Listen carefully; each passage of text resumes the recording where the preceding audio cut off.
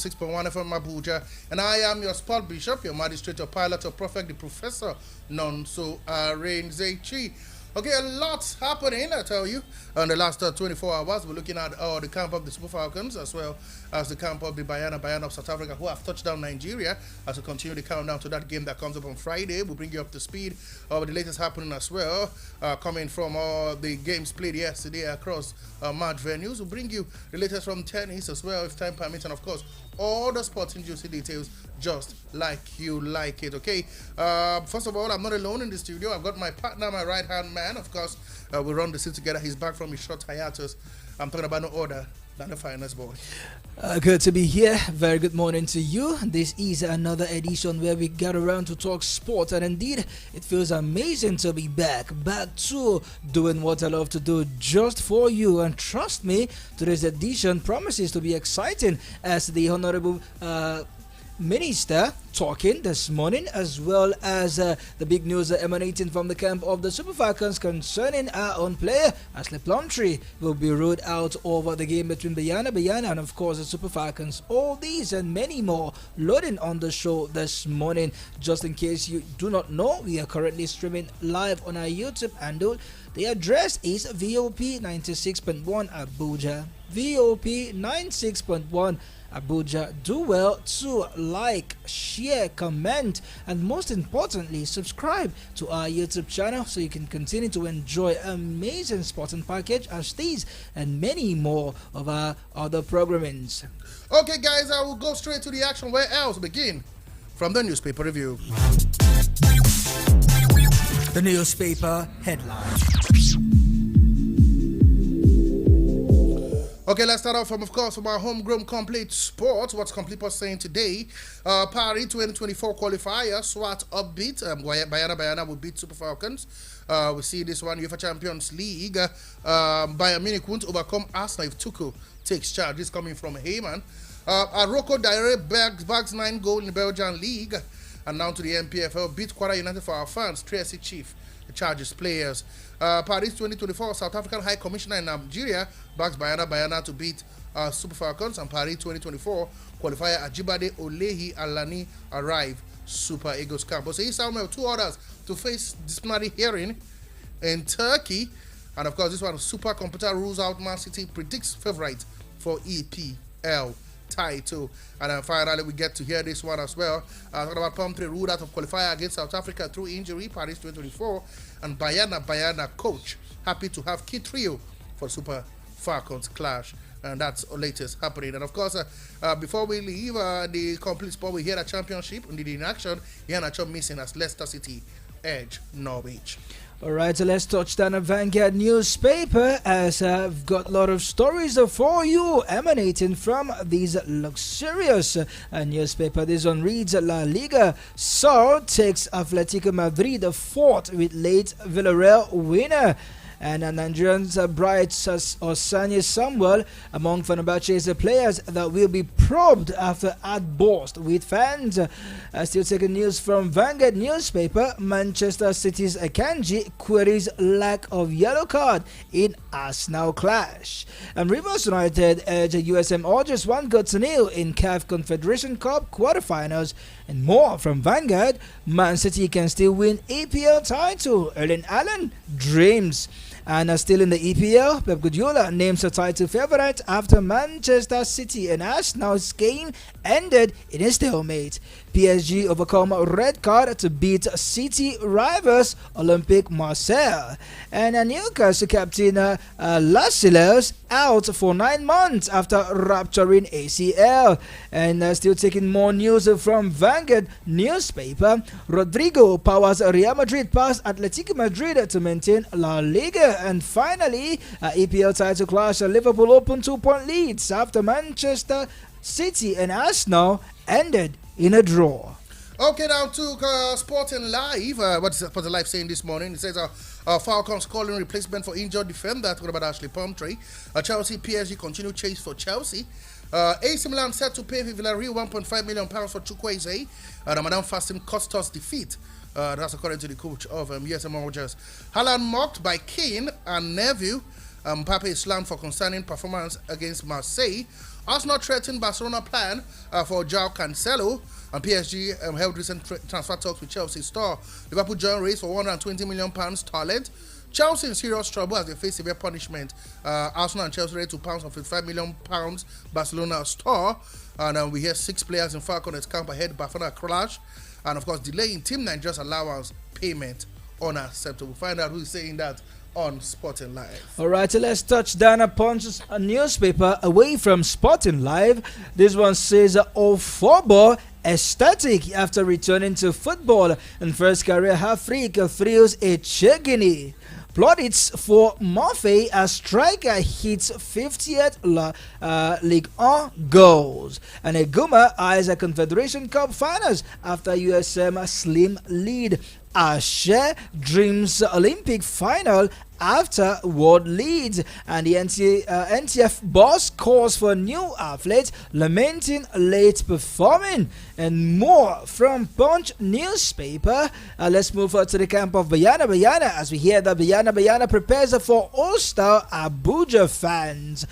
Pitch invasion. Osanya Samuel faces lengthy ban if found guilty, and Chuba Akpom makes Eredivisie team of the week.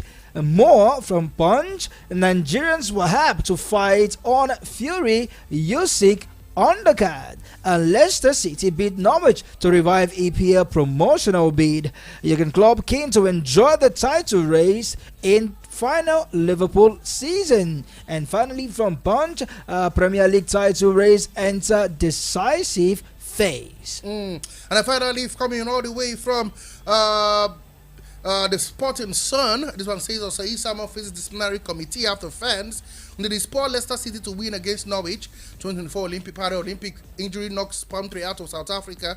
Go TV Boxing Night. I'll snatch Wabu's title from War. Boost Adeyemi Spirit. Registration thrills organizer of Koi Club Tennis Clinic. Sports, we have Nasra FC wins maiden Kaduna Baptist Super 8 Unity Football Tourney. And also we hear Elaji clinches Oyo FA Cup title by beating Shooting Stars in penalty. Chukwueze ends Milan coach and Leo compliment. And also we hear also that Villarreal to get 8.5 million from his good form. Osimhen, highest paid star in Italy. That's the latest we are hearing. Finally, Operation 2024, Operation Bank Bayana in full swing as everybody order fly into Abuja. And now we go straight into what's going on in the local scene. News from the local scene.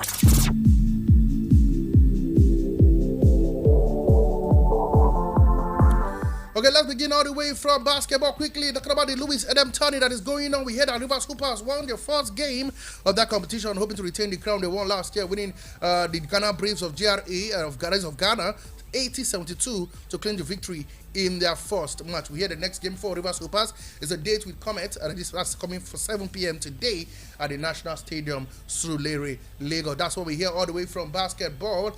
And of course, talking about what's going on in our sports, we hear the Minister of Sport Development, Senator John Owaeno, has said that $1,300,000 approved by President Bola Ahmed Tinubu for the Nigerian Football Federation in January has added more value between January and April. He said, following the rise in the exchange rate of dollar to naira, in January, the federal government approved the sum of $1.3 million for the Nigerian Football Federation, and now the money has increased from the initial 12 billion naira to 17 billion naira. We're there as well in that press conference, Fine Boy, and the minister was just lamenting the fact that, these things happen in our sports. In less than 2 weeks, there was a 5 billion naira increment from the proposal 12 billion to now 17 billion naira. And then you ask yourself, is this supposed to be? If the Minister for Sport Development can approve the 17 billion naira now, owing to the fact that dollar has increased, then I wonder, are athletes being paid in dollars or in nairas? Know that inflation is on the increase right here in Nigeria, but even the Minister for Sport Development as well as his entourage would as well done the needful by paying the athletes what they are supposed to get, at least their bonus, at least their salaries and their allowances. Then the bonus can come later, owing to the fact that while we were there, he was saying, okay, they are trying to put together the medal table, those that won gold, those that won silver, and the bronze medalists, so they can compile the list. But it takes a day or two for them to do that, because we know the athletes that have won gold, same as silver and bronze, to have waited for this inflation to affect this prize money. Then it leaves a sour taste in our mouth, as we know how difficult money is to come by. Anyway, talking about the delay in payment, we had the chairman of the House Committee on Sport, Honorable Kenneth Adams, has expressed disappointment over the delay in the payment of allowance owed to the team Nigeria athletes who participated in the recently concluded Africa Games in Ghana. Nigeria's performance at the game was impressive as they finished second behind Egypt, surpassing their previous record with a total of 47 gold, 33 silver, and 14 bronze. According to the lawmakers representing Chikun Kajuru Federal Constituency, they said it's very sad that many of these athletes who made us proud in Ghana have not been paid their due allowances and bonus. His own issue here, fine boy, is the fact that they were not paid even before the the Easter celebration, and he feels that no matter what's going on, these players must be paid before the celebration takes place. These are victorious athletes that went to Ghana and made us proud. Yeah. Some of them won multiple medals, both silver, gold, and bronze. Yeah. We have these athletes that pour out their blood, their sweat, doing the nation proud. Now imagine other athletes who are seeing these athletes that they were not paid going into the Easter holidays. And these athletes, most of them are breadwinners. Most of them have families. Yeah. Most of them have people that are feeding from them. Definitely, that they have to take care of. And for their bonuses and salaries not paid, even up till this morning, it's indeed painful, I must say the least. And then he urged the Minister for Sport Development that he should do all he can, that at least before the Salah break, they get their money. This is painful. Sadly, this is the country to which we live in, where we say our pledge, let the labor of our heroes not be in vain. But now it's looking like can we not cut the minister some slack, in the sense that some badge have been paid, only that some haven't gotten it? And like we spoke earlier, the fact that the money increased from 12 billion to 17 billion, and they're finding a way to ensure that everybody gets what is due. Sport Bishop, this is not rocket science. Okay. They have a list. They have the numbers of athletes that actually went. Even those that do not win, that did not win any medal, deserves allowance. At least that one is basics. And those that won, look at when the game ended, about 2 weeks now, and this is another week leading into the festive season, and they didn't get a dime. I will tell you for a fact, the Ministry for Sport Development have no excuse not to have paid this athletes at least their allowances. Okay, guys, that's coming from Fine Boy. Let's move forward to something a bit more cheering. We hear that a young Nigerian woman, Oyinola Sakirat Olamide, has emerged the best footballer in Europe following her spectacular performance at the just concluded Under-19 Sweet Cup. Oyinola, a Nigeria FC defender who left Nigeria in September 2023 to join La Liga, captained her side, scored and gave assists to reach the semi-final stage of the European Youth Competition.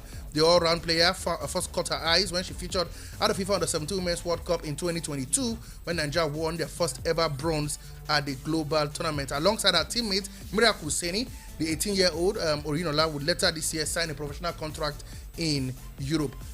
What a rise it's been for this lady. What a rise it's been for Oyinola. This lady played for the Under-17. Now she played for Nigeria last season. Now she left September, and she's doing expo. She is the best young Under-19 player in the whole of Europe. An absolute accolade. I had the coach of Nigeria speak to me earlier yesterday during the evening and morning show, and he kept on saying one thing, that Nigeria is about youth development. Doesn't matter. I know a lot of people say they're not sitting well on the table, they're not doing winning games. But if you look at the quality of players that have been churned out from this team, that now apply their trade in Europe, that have now played for the both under 17, under 20, and the Super Falcons. It tells you that they are really producing the young talents for the future. As much as football is a collective effort, as much as football is a team sport, there are some players that have distinguished themselves as to be exceptional in that game. And Oyola is not a newbie in this one. Being the best in the whole of Europe under 19, it tells a lot about the talent right here in Nigeria. If properly harnessed, if properly exposed, if properly groomed, they can grow to become even the best in the world. We saw the likes of Mikel Obi, we saw the likes of Tai Taiwo in the 2005 Under-20 World Cup, had those players and others, not forgetting Chinedu Obasi, Ogbuke, and the rest of them took the world by storm. And we saw the likes of Aziza Toshuola, the likes of Jibade and Demei. All of them, these are ladies that have grown through the ranks and they have gone into the world stage to dominate. Congratulations to Onyola, and of course a big up to Niger Rattlers. Whatever they are doing, they should not stop, because the world is benefiting from it. Big shout out as well to the president of the Rattlers Sport Development Fund, Dr. Barrister Paul there. Big shout out to the coach who's been there for like 3 years in the row now, the coach of the 17 team as well, that won bronze that she took part of. I'm talking about Coach Oluwakere Bankole. And I'm obviously sincere with you, there's a massive growth we see in the women football in Nigeria in recent times. Of course, you can tell, because if you look at how West African setting, the WAFUB, the Olympics, as well as women, both the national team, that's the Super Falcons, as well as the cadet levels, those women are doing us proud, and they are up above. Permit me to say more than the men. But all being said, we need to give credit to whom it is due, as for Nigeria Rattlers, as well as women football in general. This one is a win for them all. Okay, guys, congratulations to Yinola Olamide. And let's move on down to the camp of the Super Falcons. Pompey will be missing from the game, and the time we hear she's picked up an injury, and of course Jumoke Alani has joined up with the team as her replacement for the team. Also we hear for South Africa, like we all know, they arrived in Nigeria on Sunday. They trained yesterday for the first time in Abuja, and the big news coming for their area is that 3 of their foreign-based players have joined up with the team. Rafilo Jani, Nnoko Maklau, and German Saposenzwe. They've all joined up with the team. We're hearing that Hida Magai, Tembe Kaklan, and Lida Maktoho, not forgetting Sinolo Karsane, are yet to join up with the team. But these 3 big players, big boosts. Rafilo Jani, a veteran in the team. Maktoho, the solid defender. Not forgetting Saposenzwe, a top striker for the team as well. They've all joined up, and they did train yesterday in Abuja.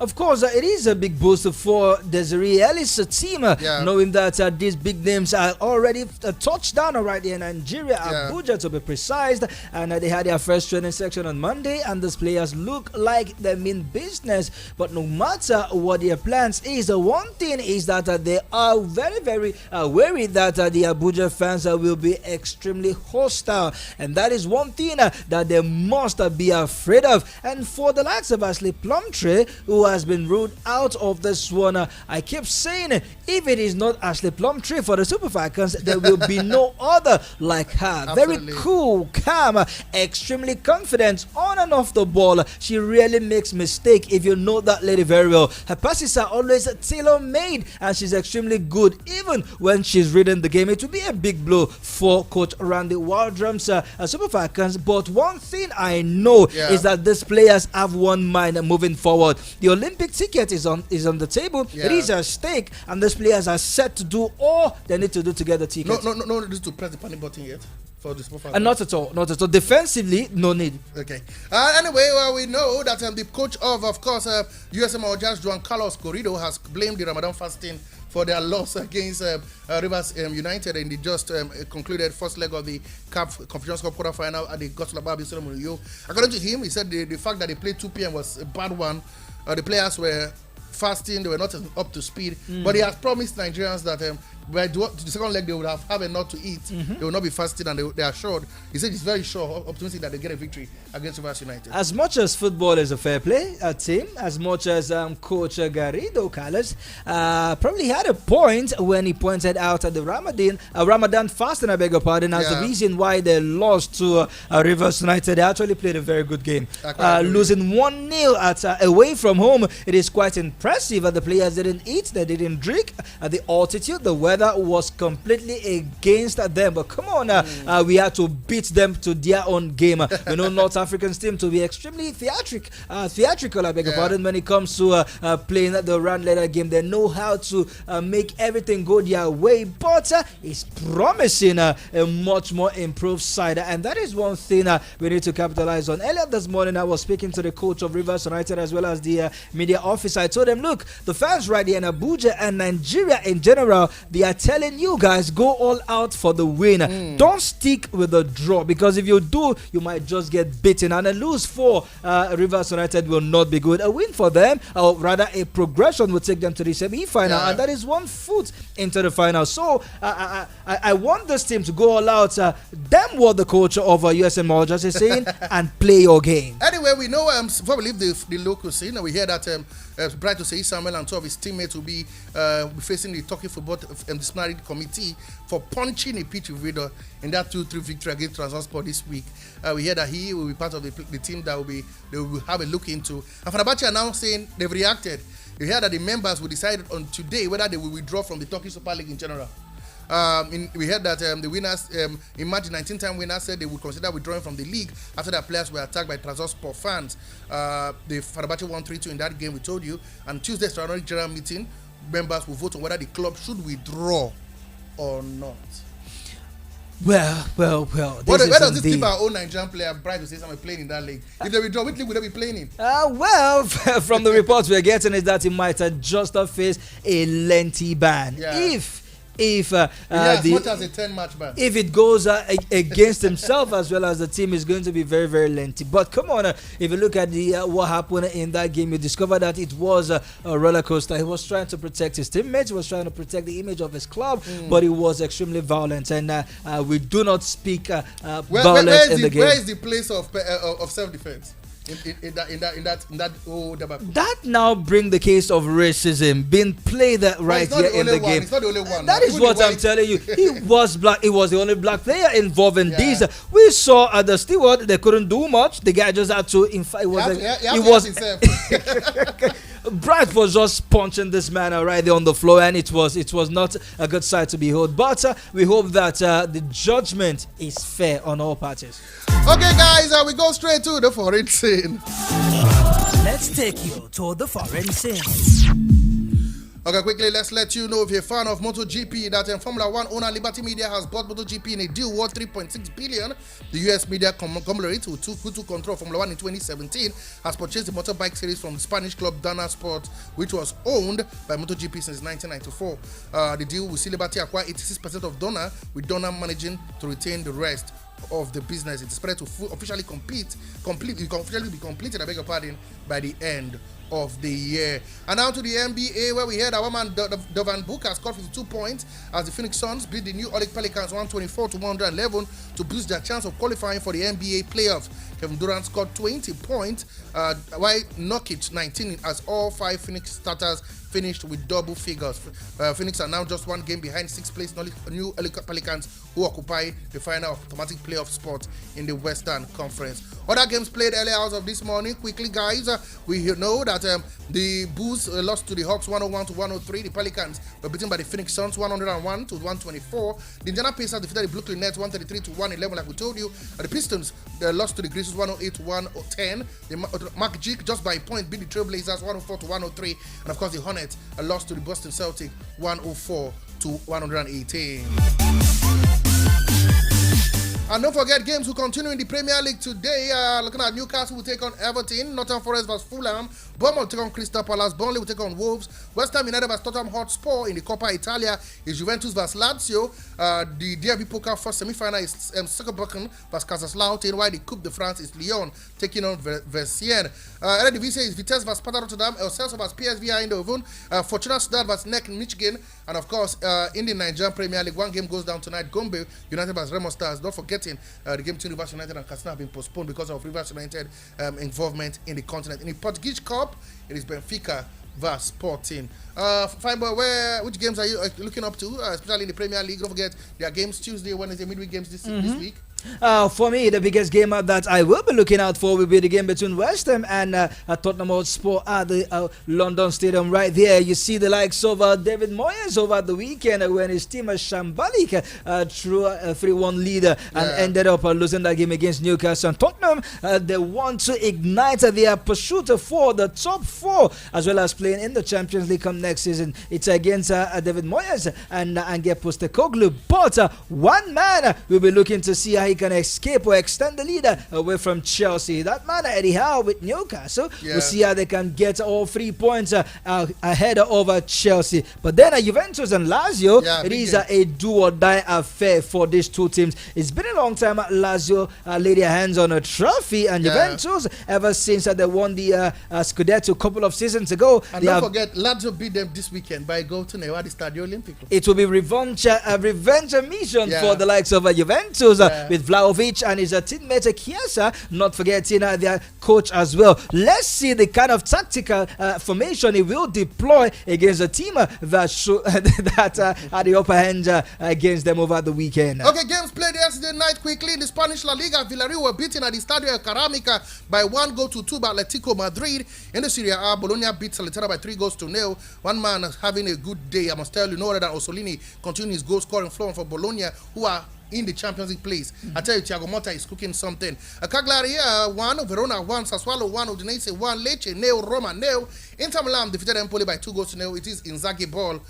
Sanchez on target in that encounter. In the Premier League, that is in Portugal, Portimonense lost to Braga 3-5. And of course, Championship has Leicester City 3, Norwich City 1, Birmingham 1, Preston North and 0, Coventry City 1, Cardiff City 2, Middlesbrough 2, Sheffield United 0, Plymouth Argyle 0, Bristol City 1, Rotterdam United 2, Millwall 1, Stoke City played a 1-0 draw with Huddersfield Town, Sunderland lost to Blackburn by 1-5, Swansea City 0, Queen's Park Rangers 1, West Bromwich Albion 2, Watford 2, Ipswich Town 3, Southampton 2, and Leeds United beat Hull City by 3-1. There's something coming from Germany, fine boy. Exactly, the deal between Adidas and Kate, Nike, I beg your pardon, might just be a little bit feisty because from the report we are getting all the way from Germany is that the jersey number 44 has been banned by Adidas, concerning that synonymous look like with the SS Nazi unit. We hear that it is in connection with the most feared